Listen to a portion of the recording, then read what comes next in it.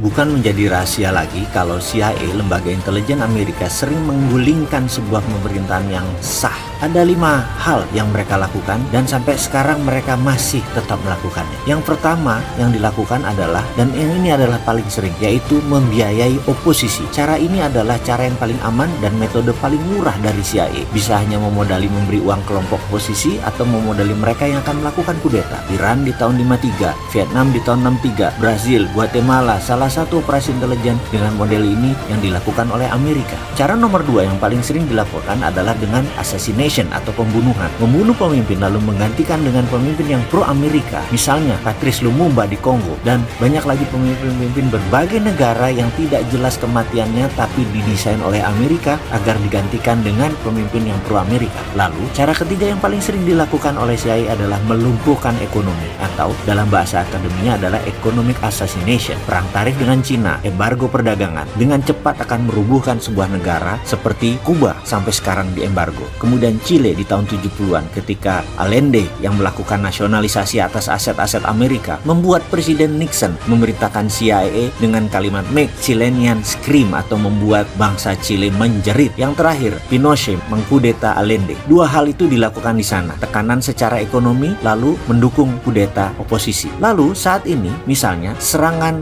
mata uang lira di Turki yang menjatuhkan 40% nilai Turki dalam setahun terakhir dan membuat banyak investasi keluar dari Turki. Kemudian juga Venezuela diserang dengan economic hitman sehingga inflasinya lebih dari 1000%. Indonesia di tahun 1997 adalah bagian dari economic assassination untuk merubuhkan rezim Soeharto. Kemudian saat ini yang paling sering dipakai adalah nomor 4, yaitu pengambil alihan kendali atas media. CIA akan membeli koran, membeli TV, membeli radio untuk merubah opini publik dan melakukan kampanye anti penguasa yang anti Amerika. Di Italia, CIA pernah membeli koran Rome Daily American agar Italia tidak jatuh ke tangan komunis. Namun sekarang petinggi CIA pernah berkata lebih gampang membeli wartawan dan redakturnya daripada membeli koran atau media. Karena itu banyak sekali sekarang foreign jurnalis yang dibayar oleh CIA, dan di media warfare ini kuncinya adalah kendali informasi, di mana sekarang meluas ke internet dan medsos dengan analitik strateginya. Terakhir adalah membangun kepanikan atau menciptakan chaos, menciptakan ketegangan sosial. Seringnya ada demo atau street protest, itu adalah bagian menciptakan kekacauan atau chaos. Turun ke jalan berdemo adalah CIA style sekali. Coba lihat, coba ingat-ingat